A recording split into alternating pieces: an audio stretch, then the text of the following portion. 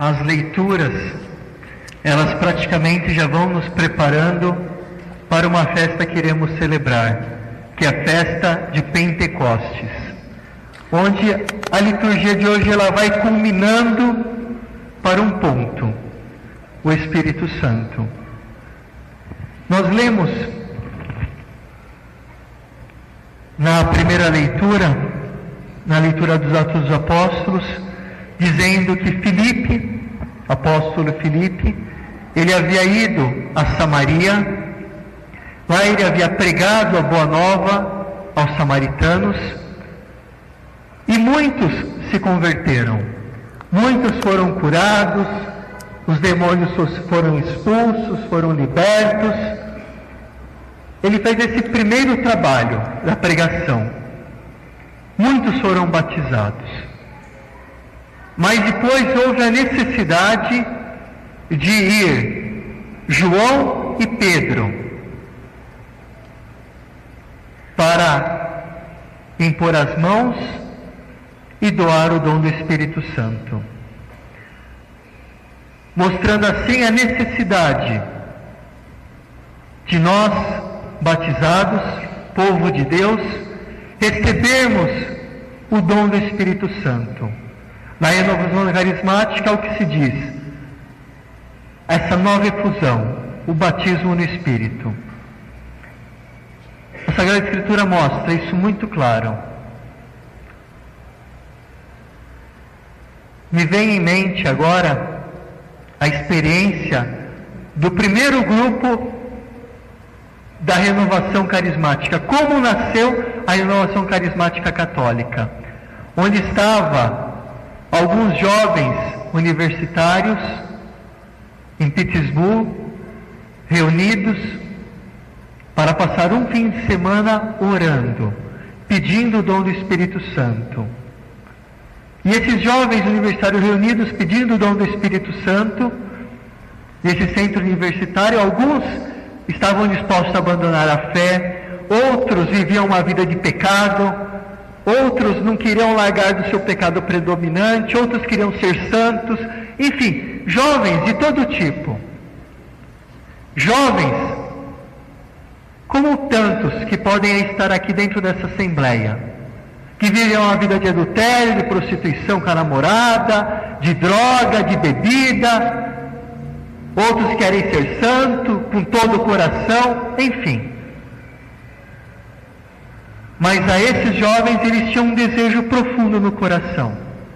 Naquele fim de semana, fazer uma experiência de Deus na vida deles.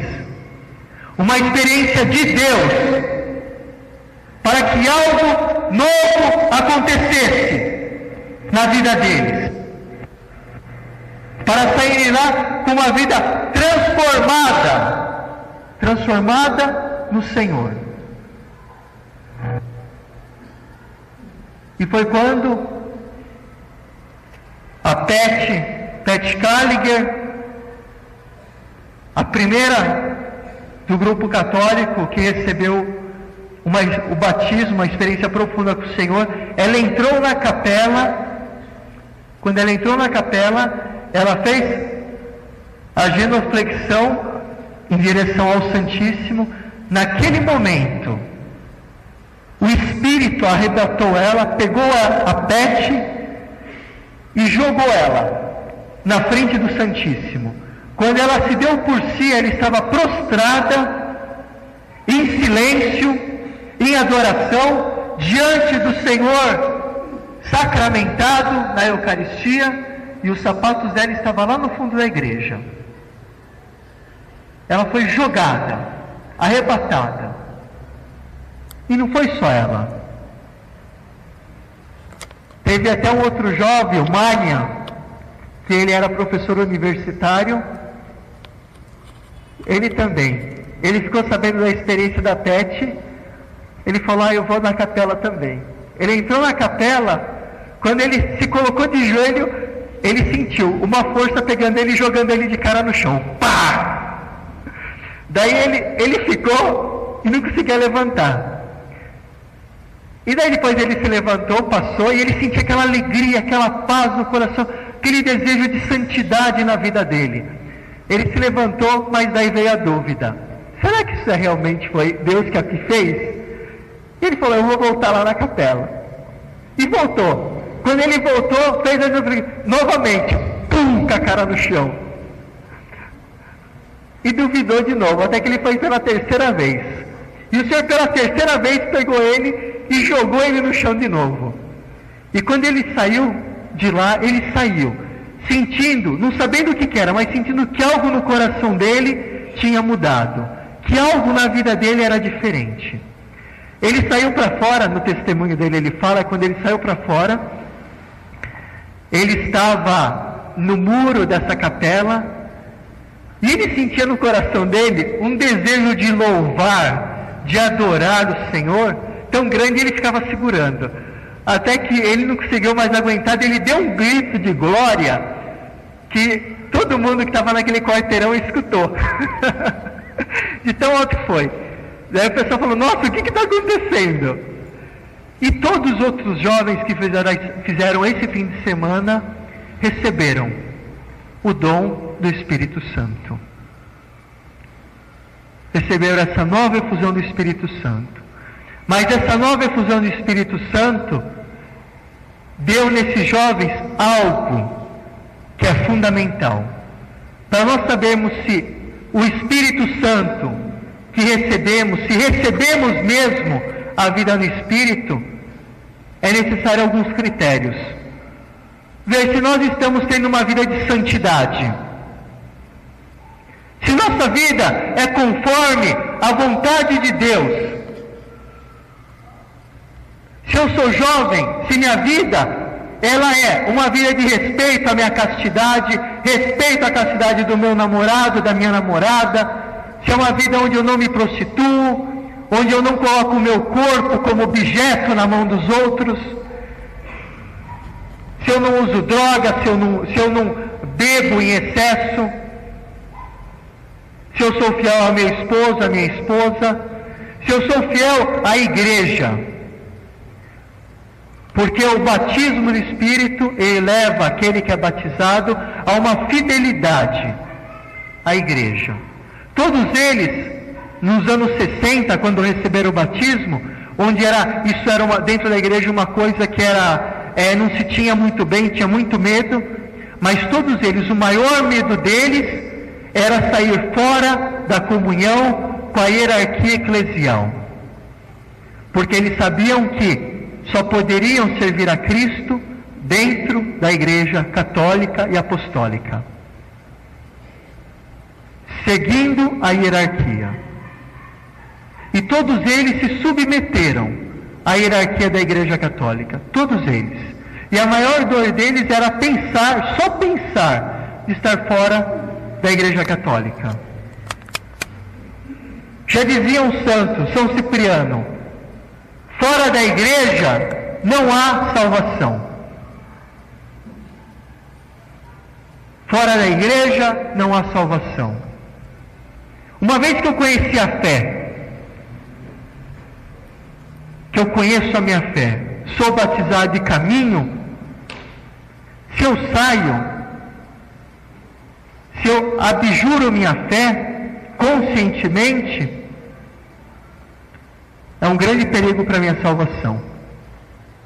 É diferente de um que não conhece a fé católica, de um que já nasceu numa comunidade protestante evangélica, porque não conheceu. Mas para quem conhece a plenitude que está na igreja católica, aí surge uma grande interrogação. E o Senhor Jesus, no Evangelho, ele diz algo muito interessante para nós. O Espírito da verdade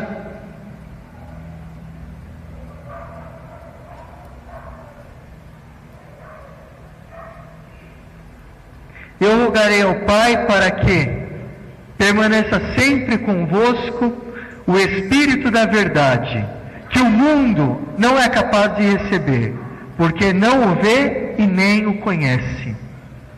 Aqui nós vemos muito claro. uma distinção do cristão e do pagão.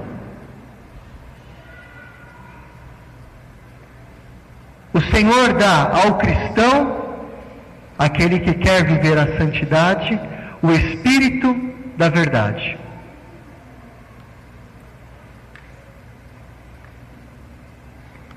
O Espírito da verdade é o Senhor, a própria verdade, a própria vida. Aqui nós vemos a vida no Espírito e a vida no mundo. No Evangelho de João há sempre duas polaridades: a vida, a morte. A vida no Espírito, a vida na carne.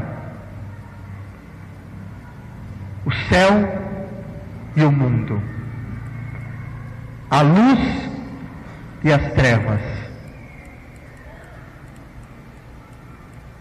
O cristão que recebe o Espírito, ele deve ter uma vida no Espírito. Uma vida no Espírito. Que significa não fazer aquilo que eu penso que é certo. Não fazer aquilo que eu quero fazer. Aquilo que eu gosto de fazer. Mas fazer aquilo que o Senhor quer que eu faça na minha vida.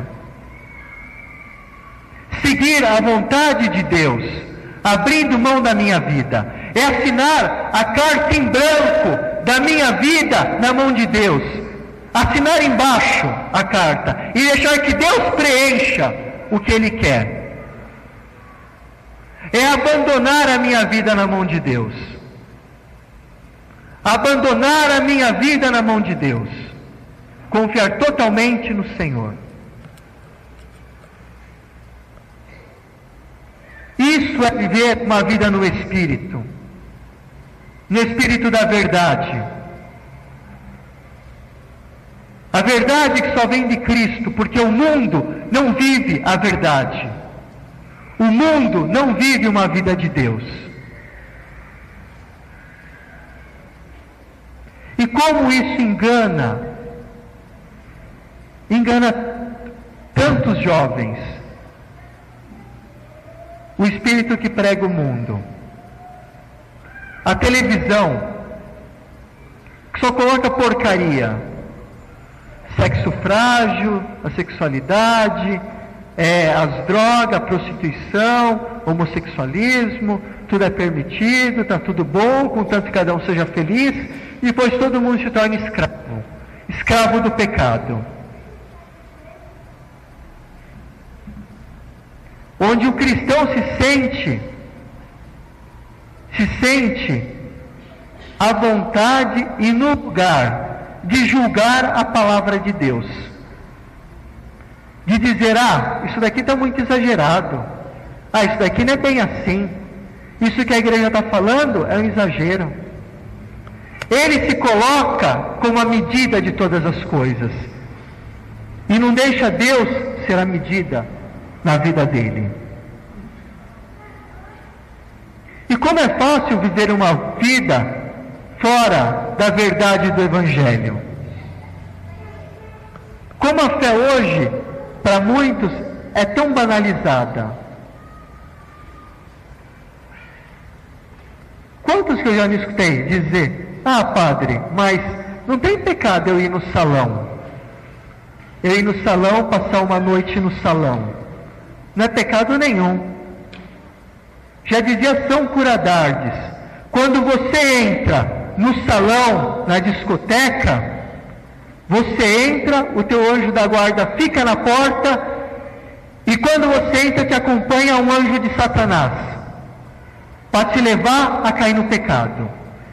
E não existe essa, eu me controlo. Porque toda vez que você fala eu me controlo, você cai no pecado. Eu consigo. Não consegue. E hoje está na moda, Cristoteca.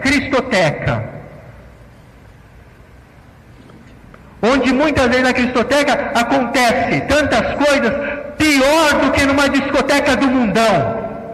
Pior do que uma discoteca no mundão. Onde tem todas as baixarias que tem na discoteca do mundão. E falam que isso é evangelização. Evangelização aonde? Só se for evangelização do inferno. Essa palavra é dura? É. Por isso que Jesus, quando pregava, muitos abandonavam. E ele dizia: e vós também ireis me abandonar? Vós ireis também me abandonar? Porque a liberdade é sempre nossa. E não podemos fazer de uma coisa que não é de Deus, colocar uma embalagem de cristã, sendo que leva ao pecado. Como eu vi na Canção Nova, uma vez, umas freiras dançando lá, que não pareciam freiras, pareciam mulheres do mundo dançando. Só faltavam requebrar o quadril lá na frente. Isso é do mundão, é baixaria, é hipocrisia, é reduzir a fé a nada. A religião, ela deve descer para o povo? Deve, mas para elevar o povo a Deus. Não para a reduzir a uma cultura baixa, medíocre. Viver o Evangelho é viver com coerência, com radicalidade.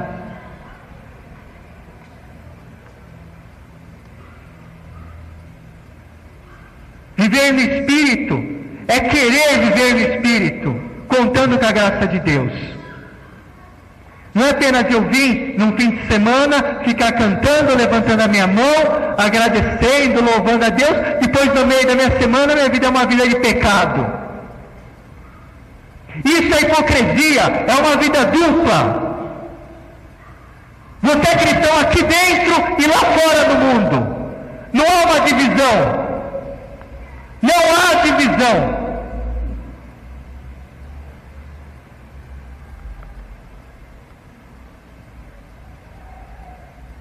Muitos assumem tantos ministérios na igreja e não são dignos de assumir, porque não vivem o mínimo da coerência para assumir.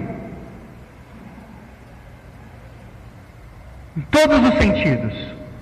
Coordenação de pastoral, equipe de ministério de música, todo tipo. Não estou falando que são todos. Onde tocam o sagrado com as mãos sujas de pecado.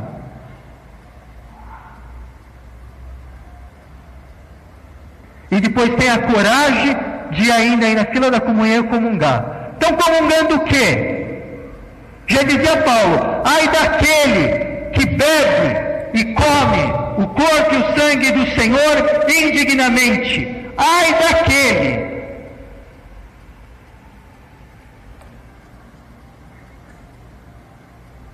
O povo judeu no Antigo Testamento, ele tinha uma coisa que era importante. Ele pecava, mas ele se prostrava, ele rasgava as suas vestes exteriores, como sinal de rasgar o coração diante de Deus. Se prostrava no chão e jogava cinza em cima dele, para mostrar a sujeira que ele estava, e o quanto ele necessitava da misericórdia de Deus. Hoje o povo peca os maiores pecados e se acha ainda na liberdade de falar: mas eu não acho que isso é pecado. Quem é você para achar ou não achar? Você é maior que a igreja, que tem 2000 anos de existência? É maior que o Evangelho, a palavra de Deus?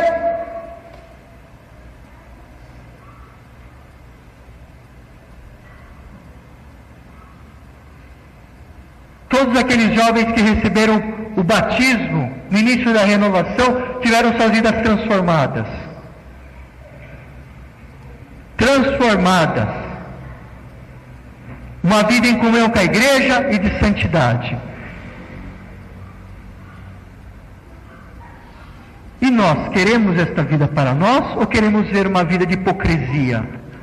Onde não somos nem carne e nem peixe, nem uma coisa nem outra. santo da igreja, São João Crisóstomo, ele dizia: na vida espiritual, ou você dá tudo para Deus, ou você não dá nada. Porque quem não deu tudo, não deu nada. Quem não deu tudo, não deu nada. Não existe o meio termo. Não existe ficar em cima do muro. Ou minha vida é uma vida com Deus, ou é uma vida com Satanás. Ou é uma vida de santidade, ou é uma vida de pecado.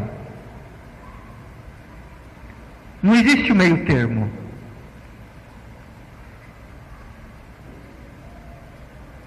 Ah, padre, mas o senhor é muito radical. Não sou radical. Eu estou pregando o magistério da Igreja Católica. O que diz a Igreja? Essa palavra é dura para vocês? É, mas também é dura para mim. Porque além de ser padre, eu também sou um fiel. Um fiel que busco viver também a santidade na minha vida.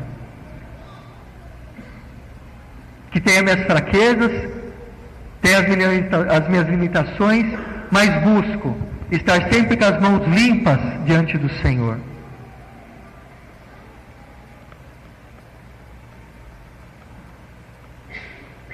Essa palavra é dura? É. Não é dura também para mim.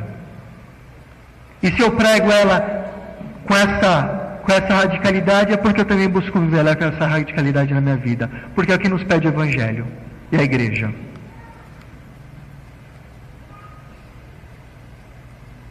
E hoje o Senhor faz uma proposta. Você quer receber o dom do Espírito Santo? Uma nova efusão do Espírito Santo na tua vida? Se você quer, abrace concretamente tudo o que está sendo dito aqui.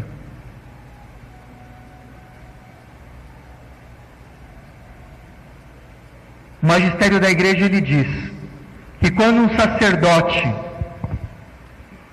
ele é um homem de oração, quando ele se prepara para a homilia, para a Eucaristia, a palavra que ele pronuncia na homilia é palavra profética. É palavra profética. E hoje eu profetizo sobre vocês. Se vocês querem abraçar isso, o Senhor vos dará realmente o dom do Espírito Santo.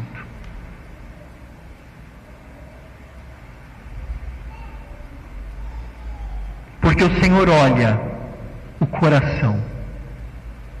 Homem nenhum olha o nosso coração, mas o Senhor, Ele olha e Ele vê. Ele vê o que há no nosso coração.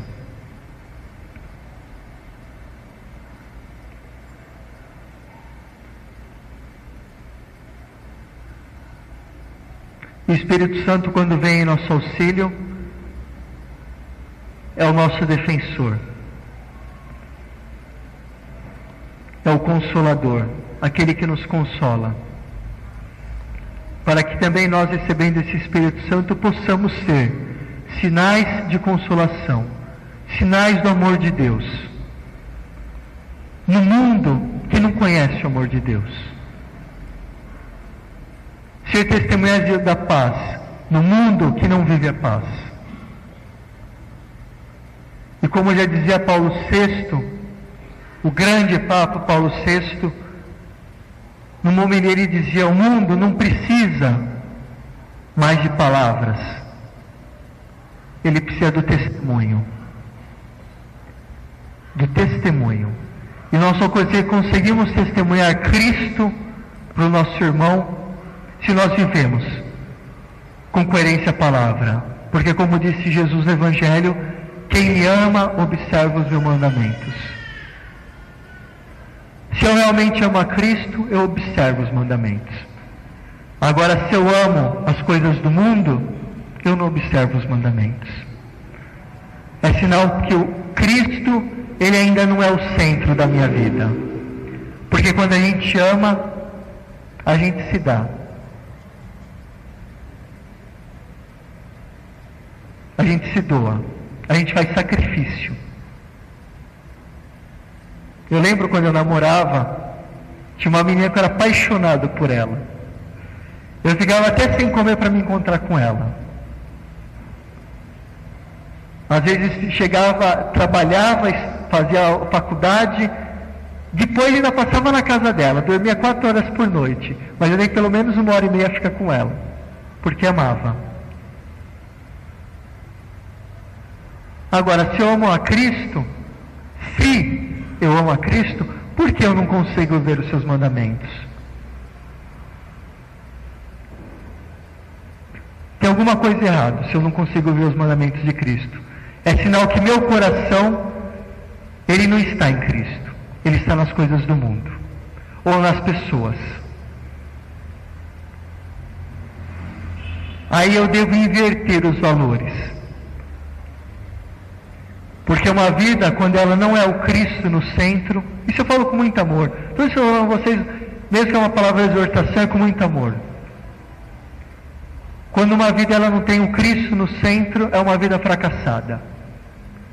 E a maior dureza que eu falo que eu encontro como padre é me encontrar com tantas pessoas no confessionário, que às vezes tem anos e anos de caminhada, mas não cresceram 1 centímetro na fé.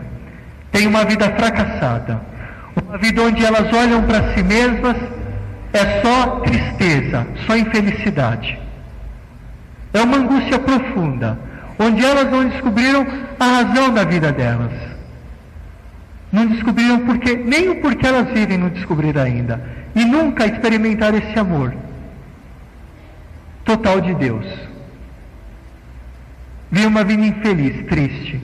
A pior coisa é você olhar para uma pessoa e a pessoa falar assim para você: olha, minha vida podia ser diferente. É sinal que a vida dessa pessoa é um fracasso.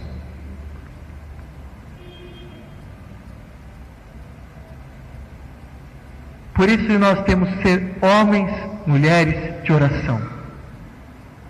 Porque é na oração que eu encontro a vontade de Deus para a minha vida, é na oração que eu descubro o que Deus deseja de mim,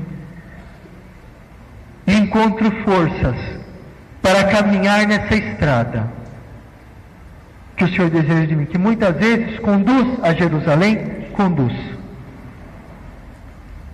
Mas mesmo se eu caminho para Jerusalém, para o Calvário, o Senhor, Ele me dá a paz no coração, a paz que o mundo aí fora não dá, me dá alegria que o mundo aí fora não me dá.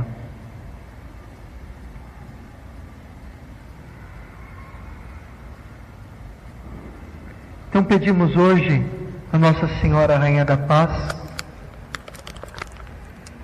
que ela nos ajude nessa Eucaristia, fazendo uma experiência profunda do amor de Deus na nossa vida. Receber também uma nova efusão do Espírito Santo, para nos capacitar, para vivermos com coerência o Evangelho. Vivemos com coerência.